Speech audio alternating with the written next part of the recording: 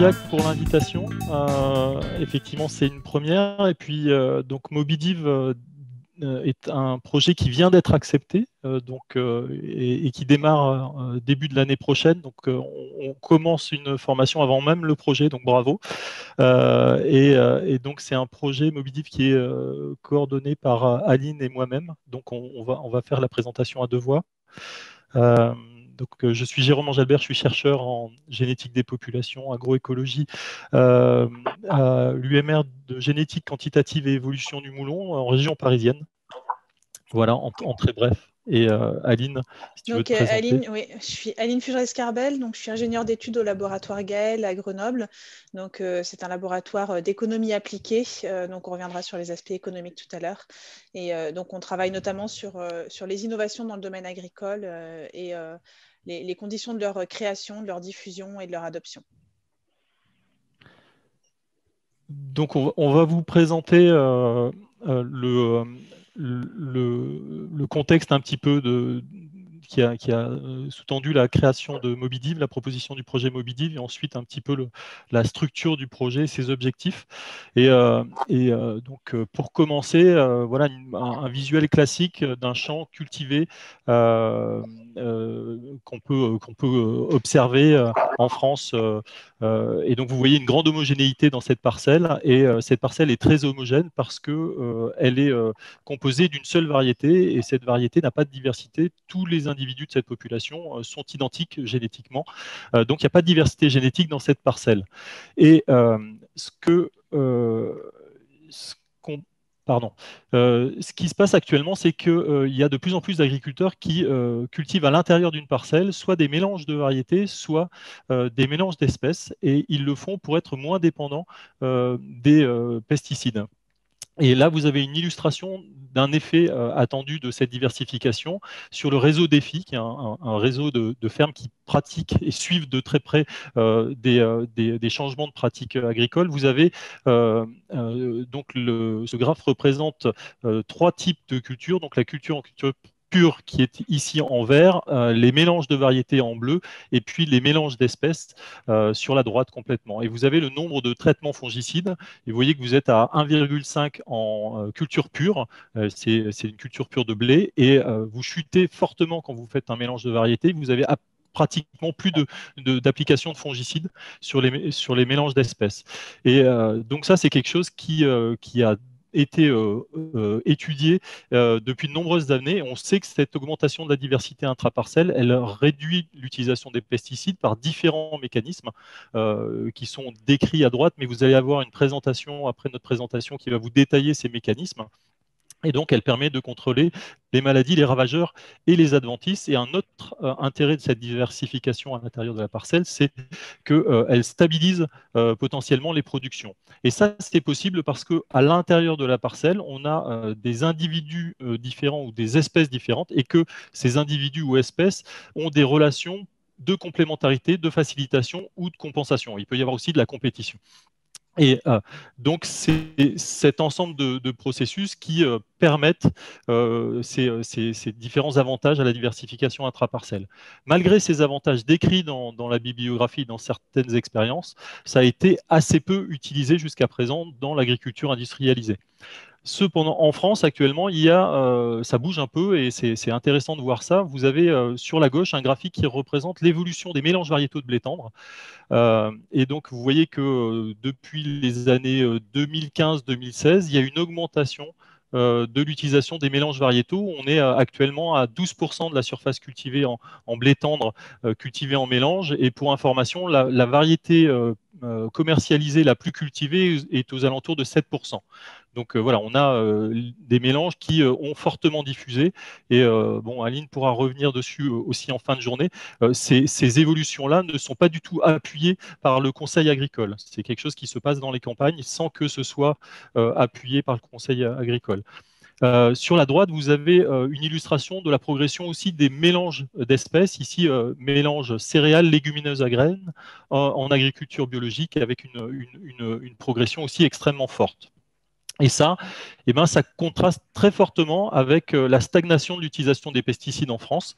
Et donc, on a besoin de ces dynamiques-là associées à des baisses de pesticides pour changer un petit peu le modèle agricole de la France. Donc, mais utiliser ces variétés et ces espèces, c'est quelque chose de très bénéfique, mais c'est un processus complexe qui demande à la fois de sélectionner des nouvelles variétés et puis de les assembler. Donc là, je passe la Ouais. parole à Aline.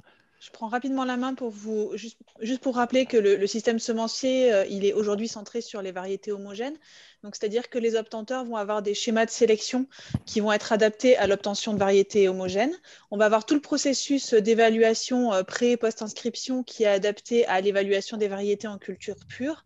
Et on va avoir un ensemble de standards, que ce soit les standards amont pour l'inscription des variétés comme la DHS ou la VATE et les standards aval, par exemple, des acteurs de la meunerie, qui vont favoriser et être adaptés aux variétés pures. On a par ailleurs un financement de la recherche qui se fait par royalty, donc qui favorise les cultures qui représentent des marchés importants. Un obtenteur va être plus incité à faire de la recherche sur des espèces qui représentent des gros marchés, dans la mesure où il est rémunéré par des royalties. Et on a une production de connaissances et de conseils qui sont également focalisés sur les cultures pures. Et donc voilà, face à ce constat, l'ambition de Mobidiv, c'est justement de mobiliser cette diversité intraparcelle et de le faire tout au long des systèmes semenciers.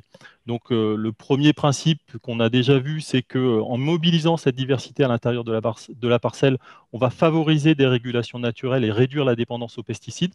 Et donc Mobidiv va s'intéresser à un gradient de diversité en partant des variétés pures jusqu'à des mélanges d'espèces ou des prairies. Et on va suivre sur ce gradient de diversité un cortège de bioagresseurs qui sont les adventices, les insectes parasites et puis les maladies. Et l'objectif du projet, c'est donc de créer des méthodes et des outils pour sélectionner, assembler, inscrire et évaluer des variétés pour une agriculture zéro pesticide. Et on a des approches qui sont assez génériques, mais on a centré le problème sur quelques espèces. Le blé, donc, qui est un poids lourd de l'utilisation des pesticides en France, notamment parce qu'il a une énorme superficie de culture.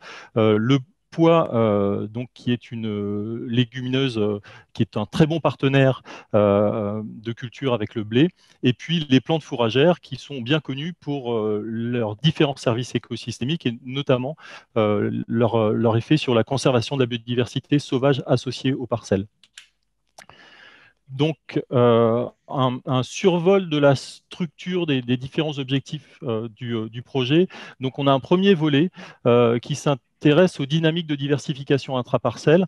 On a vu qu'il y avait une évolution forte de certaines utilisations des mélanges. On veut étudier plus précisément leur impact sur les pressions biotiques, la biodiversité et l'usage des pesticides. Et donc, ça va être fait au moyen d'analyse statistique sur un certain nombre de bases de données qui sont appuyées sur des réseaux comme le réseau DEFI, l'Observatoire agricole de la biodiversité ou d'autres référentiels sur l'utilisation des parcelles ou des produits phytosanitaires.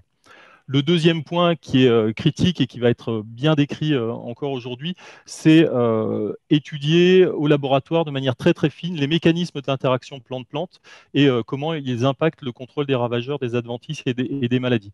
Donc là, ce sont des approches soit de modélisation, soit des approches de génétique, dissection génétique et moléculaire de ces mécanismes d'interaction plante-plante. Le troisième volet s'intéresse, lui, aux évaluations de ces différents mécanismes au champ, suivis dans différents essais. Il y a 6 essais au total, sans pesticides, sur lesquels on va suivre le contrôle des cortèges de bioagresseurs. WP4, volet qui est consacré à la sélection et aux méthodes donc de sélection et d'assemblage des mélanges de variétés et d'espèces. Donc là aussi, des approches par modélisation, des analyses de données et puis un appui sur des réseaux d'agriculteurs et des stations expérimentales.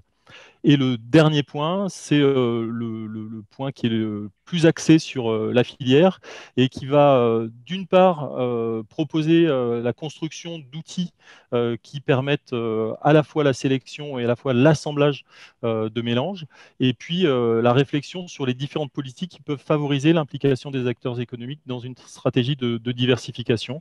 Donc il y a à la fois des approches participatives avec les sélectionneurs, mais aussi avec des réseaux d'agriculteurs en sélection participative. Et puis, il y a des enquêtes filières et des modélisations microéconomiques qui vous seront présentées par Aline et Stéphane en fin de journée.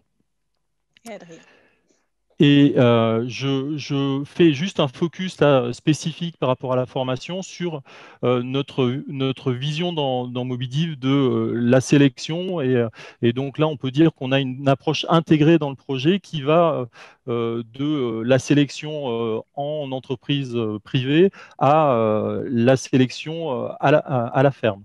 Et donc, on peut distinguer deux approches de sélection. À gauche, vous avez l'approche trait-based, donc qui est basée sur les caractéristiques des variétés. Donc là, l'idée, c'est de construire des idéotypes en connaissant leurs caractéristiques, leur écophysiologie. Et à partir de cet idéotypage, cette construction des types de variétés, on peut identifier des caractéristiques clés pour la performance en mélange ou des caractéristiques pour associer ces variétés ou ces espèces. La deuxième approche, c'est une approche trade blind, donc dans laquelle on ne va pas s'intéresser aux caractéristiques des variétés, mais on va s'intéresser à la performance qui nous intéresse, que ce soit le rendement ou le contrôle des bioagresseurs qui est central ici pour le projet Mobidiv. Et donc là, on va décrire par des méthodes génétiques que vous allez voir l'aptitude au mélange, donc général ou spécifique, ou des effets producteurs ou associés. Et ça, ben, ces éléments-là peuvent être utilisés dans des approches de génétique, génétique d'association par exemple, en utilisant des marqueurs. Et donc, on identifie comme ça les régions qui sont importantes pour ces interactions plante-plante et ces aptitudes au mélange. Ça peut ensuite s'intégrer, comme la sélection génomique, dans des schémas de sélection. Et enfin, les concepts d'effets producteurs associés peuvent être aussi mobilisés en sélection participative et en évaluation décentralisée à la ferme. Et ça donne aussi des informations sur la conception de variétés et la sélection de variétés et les règles d'assemblage. Et ces deux schémas-là en fait, se rejoignent parce qu'on peut mobiliser les approches d'idéotypage et d'écophysiologie dans des approches de génétique. Et ça vous sera présenté également par Timothée. Voilà, Aline, je te passe la parole. Oui, bah, je vais essayer d'aller vite parce qu'il ne nous reste plus beaucoup de temps. Donc, simplement, c'était pour vous rappeler la structure du projet. Donc, on a les 5 work packages qui ont été identifiés par Jérôme, hein, qui vient de vous présenter, plus un 6e work package donc, qui va s'occuper du management du projet. Et vous voyez donc là sur ce schéma qu'il y aura des échanges importants de données, d'informations, etc., qui vont circuler entre les différents work packages voilà, de manière à nourrir les réflexions. Mais j'y reviendrai un petit peu tout à l'heure. Quelques mots simplement sur le consortium. Donc, on a 20 unités de recherche qui sont mobilisées dans le projet, qui mobilisent des chercheurs de différentes disciplines. Donc, les disciplines représentées étant la génétique, l'écologie, les sciences sociales, l'agronomie, l'écophysiologie, la phytopathologie et la malherbologie. Donc, on a tout un consortium à faire vivre avec des gens qui ne parlent pas forcément la même langue parce qu'ils ne viennent pas de la même discipline. Et donc, il y a un enjeu en termes de management du projet à faire dialoguer ces personnes de différentes disciplines. Donc, on est par ailleurs 6 partenaires. On a réuni 6 partenaires dans le projet. Donc, les organismes de recherche que sont INRAE, le CIRAD, Sorbonne Université, le Muséum d'Histoire naturelle. On a donc Montpellier Supagro qui est très important parce que ça nous apporte le volet enseignement et la journée d'aujourd'hui en est une preuve. Et puis on a par ailleurs le GVES donc, qui s'occupe de l'évaluation des semences pour leur inscription, qui est un partenaire très important parce qu'il nous permettra de bien raccrocher aux réalités réglementaires et aux réalités de la filière. Voilà, là, je passe très rapidement là-dessus. Donc, c'est voilà, chaque work package est l'idée par un chercheur dont vous avez je crois que vous allez voir la plupart des gens aujourd'hui, donc je passe rapidement là-dessus. Je vais m'attarder peut-être un petit peu plus simplement pour vous dire les deux originalités, ce qui nous semble être des points forts du projet Mobidiv. Donc la première originalité que vous avez dû sentir à travers la présentation de Jérôme, c'est qu'on a vraiment une multiplicité d'échelles, c'est-à-dire qu'on va considérer à la fois les gènes, puisque c'est vraiment l'objet d'étude de tous les travaux qui vont être conduits dans le Work Package 2 en laboratoire. On a les gènes, on a les plantes, on a les communautés, ensuite on a les champs, la réflexion à l'échelle de la parcelle, et on va aller après dans le Work Package 5 sur des approches socio-économiques jusqu'à des réflexions sur la filière, et dans le Work Package 1, des réflexions à l'échelle nationale, à l'échelle du pays, avec l'utilisation des bases de données statistiques.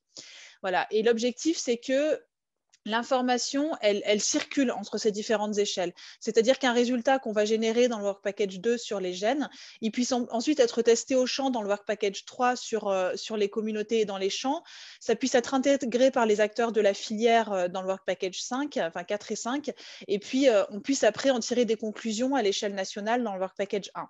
Et inversement, quelque chose qu'on va percevoir à l'échelle nationale en étudiant les données statistiques dans le Work Package 1, une tendance de diversification qui va pouvoir être identifiée, pourra être étudiée dans les Work Packages précédents, enfin dans les autres Work Packages, à l'échelle du champ, des plantes et des gènes.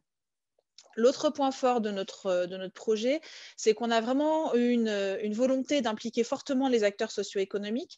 Donc, on était sur un appel à projet sur lequel il n'était pas possible d'avoir des partenaires privés. Donc, voilà. Mais pour nous, il était très important que nos résultats puissent être intégrés, être en phase avec les réalités de la filière et puissent être diffusés le plus rapidement possible tout au long du projet, sortir du monde académique pour aller être diffusés au sein de la filière. Donc voilà, on va chercher à intégrer à nos travaux à la fois les sélectionneurs, les coopératives et les vendeurs de semences, les instituts techniques et du conseil agricole, les agriculteurs, les organismes chargés de la réglementation, et les étudiants. Donc aujourd'hui, ça en est la preuve. Et pourquoi les étudiants? Parce que vous êtes les futurs professionnels, donc vous contribuez aussi à la diffusion des résultats de notre projet. Donc, comment on va faire ça? Donc, on a un gros volet formation qui a été pensé à la fois pour vous, étudiants, mais aussi pour professionnels. Donc, avec l'idée de faire des modules mixtes de formation qui intègrent des professionnels des entreprises obtentrices de semences ou des coopératives avec des étudiants. Donc, comme je vous disais tout à l'heure, on a le GVES qui est partenaire du projet. On a l'implication du staff dans le Work Package 4. Donc, c'est les trieurs à façon qui sont très impliqués dans la conception des mélanges avec les agriculteurs. On a tout un volet d'enquête filière avec des entretiens semi-directifs qui vont être conduits auprès des différents acteurs de la filière qui est prévu dans le Work Package 5 et dont on vous reparlera tout à l'heure. Vous avez pu voir aussi que les approches participatives sont vraiment au centre du projet. Et là aussi, vous aurez une présentation là-dessus au cours de la journée, donc avec l'implication des réseaux d'agriculteurs et puis de la filière. Et on va chercher notamment dans le Work Package 4 à tester nos résultats chez les sélectionneurs et les agriculteurs, donc à les intégrer directement dans leurs activités. Voilà, donc l'objectif de tout ça, c'est que notre projet il ait de l'impact. Et donc, qu'est-ce que c'est l'impact? L'impact, c'est quand des résultats qu'on va générer dans le monde académique sortent du monde académique pour être diffusés auprès de la société civile et ils vont générer un impact. Donc, le INRAE a défini cinq dimensions d'impact sur lesquelles l'Institut est présent. Donc, c'est un impact économique, environnemental, sanitaire, politique et territorial, social. Et donc, nous, on s'est un peu posé la question, comment on va pouvoir mesurer l'impact de notre projet? Et donc, voilà, je vous montre simplement quelques indicateurs d'impact qu'on pressent. Donc, chez les sélectionneurs, notre projet, il aura de l'impact si à la fin du projet, des sélectionneurs mettent en œuvre des programmes de sélection spécifiques pour l'obtention de mélanges. Chez les organismes publics, un indicateur d'impact, ça va être l'évolution de la réglementation sur l'inscription des variétés, qui, comme je vous le disais tout à l'heure, est aujourd'hui assez adaptée pour l'inscription de variétés pures et assez peu pour les variétés hétérogènes. Donc, si notre projet arrive à faire bouger ça, ce sera un très bon indicateur d'impact. Chez les vendeurs de semences, on pourra mesurer l'impact par le nombre de mélanges prêts à l'emploi qui vont être disponibles par les agriculteurs. Au niveau du conseil agricole, on vous a dit tout à l'heure qu'il y a assez peu finalement de conseils qui est adapté à la diversité. Donc, on aura un impact si on voit un nombre croissant d'organismes qui dispensent des conseils spécifiques sur les mélanges. Au niveau des agriculteurs, bien sûr, on va pouvoir mesurer le taux d'adoption des mélanges et aussi la part des adoptants qui les cultivent sans pesticides. Et au niveau des coopératives, on pourra mesurer l'impact par le nombre de coopératives qui acceptent les livraisons de mélange, ce qui n'est pas facile aujourd'hui puisque les coopératives préfèrent recevoir des lots purs et faire le mélange a posteriori pour avoir des choses assez uniformes pour la meunerie. Voilà, donc rapidement, je conclus, c'est la dernière slide. Donc notre objectif pour 2026, c'est de passer du modèle actuel, donc que vous voyez là sur la partie gauche de l'écran 2020, où on a des entreprises semencières et des firmes agrochimiques qui vont fournir des intrants, donc semences et pesticides, commercialisés par des coopératives à des agriculteurs sur un schéma assez descendant, à vraiment un écosystème autour de recherche autour des mélanges. Donc, où on va avoir l'implication des organismes de recherche, des obtenteurs, des agriculteurs, des organismes publics, des coopératives et de la filière. Et puis également, on imagine qu'il y a un nouveau métier qui pourra émerger, qui sera un métier d'assembleur de variétés et d'espèces. Et donc là, on vous a mis sur le petit schéma donc, deux étudiants, donc peut-être parmi vous, on a des Poiscales et des Blérangères qui pourront plus tard créer leur activité d'assembleur de variétés et d'espèces en utilisant des compétences acquises dans le cadre d'une thèse que vous aurez pu faire, par exemple, sur notre projet. Voilà, donc c'est un peu comme ça qu'on imagine que les choses pourraient tendre à l'issue de notre projet. Voilà, j'ai 5 minutes de retard. Donc n'hésitez pas si vous avez des questions, je n'ai pas ouvert le chat. Alors le chat, il y a quelques questions. On va essayer de prendre les questions dans le chat, sinon ça ne sert à rien de demander des questions. Par contre, je demanderais que vous fassiez une réponse super courte. Ouais, on va Alors, essayer. il y avait une première question, je crois que la première, celle de Clotilde, qui dit que est-ce que dans le projet, il y aura sera réalisée une étude sur le gain économique des mélanges variétaux pour convaincre un peu les filières de s'y lancer.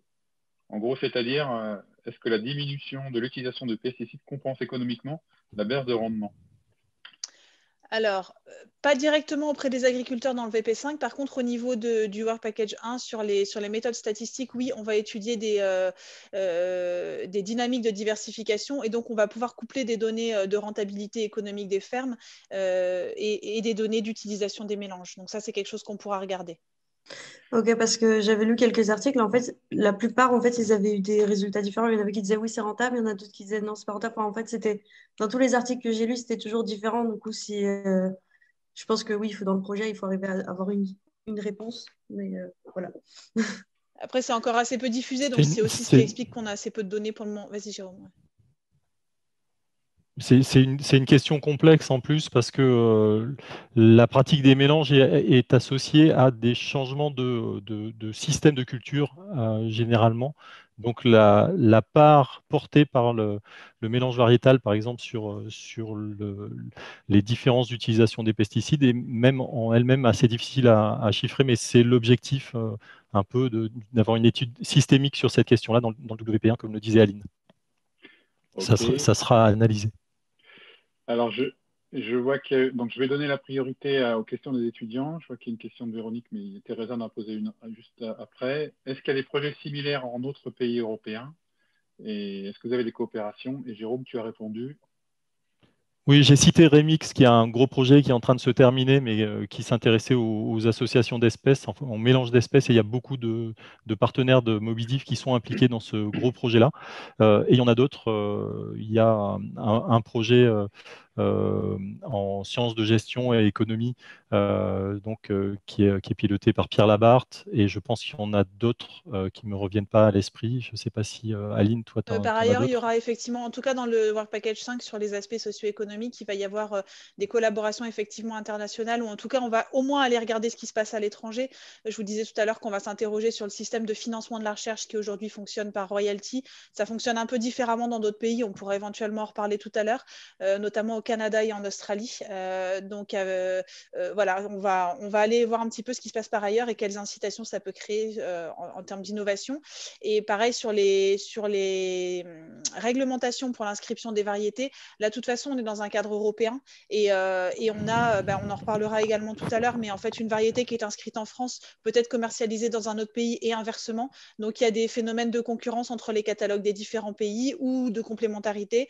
Donc, regardez comment les autres pays transposent les directives européennes et comment ils travaillent pour la réglementation des semences, c'est particulièrement intéressant. Donc, oui, c'est prévu. Voilà. Et puis, donc, une petite question de Véronique qui sera peut-être abordée dans l'exposé d'Alain et de Nathalie cet après-midi. Quand on fait des cocultures, est-ce qu'il faut trier à la récolte? Ça dépend des usages. Enfin, si on est en système plutôt d'alimentation animale ou humaine, mais sinon, oui, généralement, il faut trier et c'est un processus essentiel dans la filière qui a un coût. Et je pense que, effectivement, Nathalie et Alain pourront en dire quelques mots. Mais c'est une question critique, effectivement, sur la filière et l'organisation de la filière sur les mélanges d'espèces. C'est très juste. Ok, bah écoutez, on a épuisé les questions sur cet exposé-là.